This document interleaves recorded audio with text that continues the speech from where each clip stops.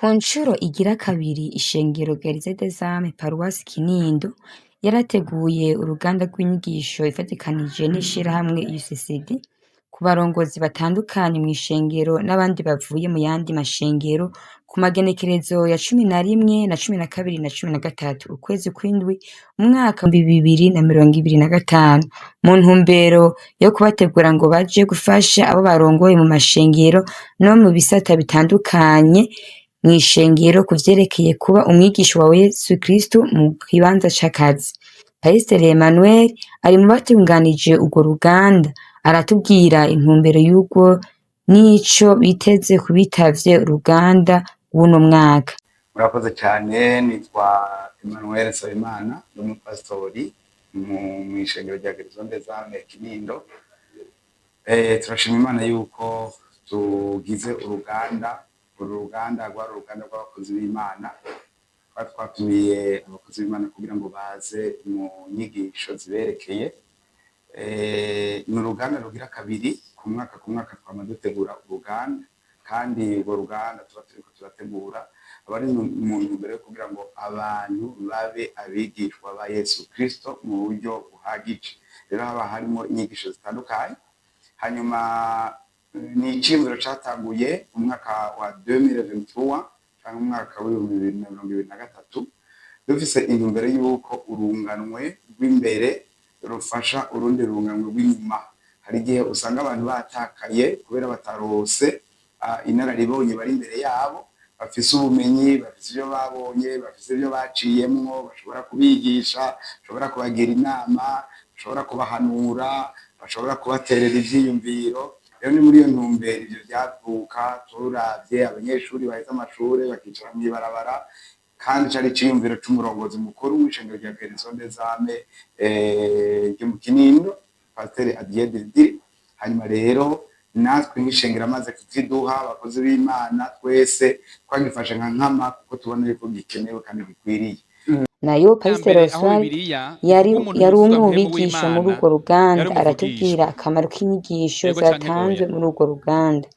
Dumwe nagiriwe ubuntu bwo kuba mu nyigisho zateguwe n'ishengero Gereza des Âmes Paruwasi Kinindo ifadikanije n'ishirahamwe UCCD, bariko barigisha ivyerekeye ahanini ugukora nk'uko Imana ibivuga mw'ijambo ryayo. Aho rero abari bahari barize ibintu bitandukanye, na cane cane ingingo ngenderwako zitatu z'Imana zitumbereye umugambi wayo ku muntu ari we wese. Aho bigiye hamwe ivyerekeye inshingano nkuru itubwira ivyerekeye ugukora, ayo tuyishize mu ngiro ikaca ituma haboneka ubutunzi bugwirirana, ariko kandi n'ibidukikije vyitabwaho. Mugabo kandi ikindi caganiriwe ko ahanini ni cerekeye itegeko rikuru, aho duhamagarira kubwira ubutumwa bwiza abandi. Mugabo kandi ikindi caganiriwe ko ni cerekeye ibwirizwa rikuru, aho abari bahari batahuye ko Imana ibahamagarira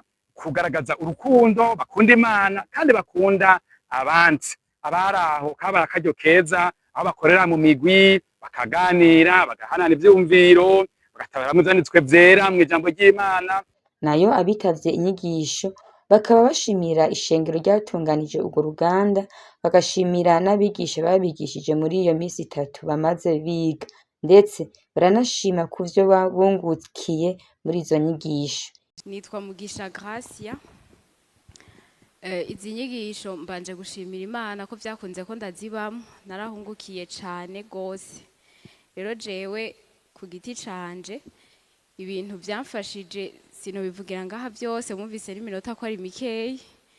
Icambere nuko natahuye ko akazi, aho dukorera akazi ari kibanza Imana, ari nk'umuryango canke opportunité Imana ibiduhaye kugira ngo tugaragaze, tuvuge ubutumwa bwiza, dushingira Imana intahe kandi bitatuvunye. Niho hantu dushobora gushika vyoroshe, kuko niho twirirwa kuva mu gatondo, umwe wese yivanye n'amasaha amara aho akorera ibikorwa. Niho hantu tuba turi kumwe n'abantu tumenyeranye, dushobora kuganiriza vyoroshe. Rero vyarankanguye kumva ko aho nkorera ntakwiye kuhasamarira. Hari igihe usanga twagiye mu nkuru defwa atana akamaro kanini ya zifise, ariko iyo duteranye canke duteramye tuvuga Kristo bigirira ikimazi abamaze kwizera d'abord n'abatarizera nabo bagashika ku rugezo rwo kwizera. Hama ikigira kabiri, naratahuye yuko kenshi abantu yaba bakijijwe canke abadakijijwe, iyo turiko turategura projet dushaka gukora canke umugambi, turaba cane cane inyungu mu buryo bw'ubutunzi tuzokuramo. Ariko numvise birengeye aho, birarengeye aho. Dukwiye gutahura yuko nimba turiko turakora canke ivyo twiyumvira gukora, tubikore kugira ngo duheshe Imana icubahiro, tubikore twibuka yuko tutariho kugira ngo twebwe nyene twishimishe canke turonke ivyo dushaka, ariko dukorera abandi, turiho kubw'abandi. Nibaza ko vyodufasha gukora ibikorwa dukora muri excellence. Inyigisho zikaba zarangiye hatangwa impapuro zihabwa abakurikiranye inyigisho.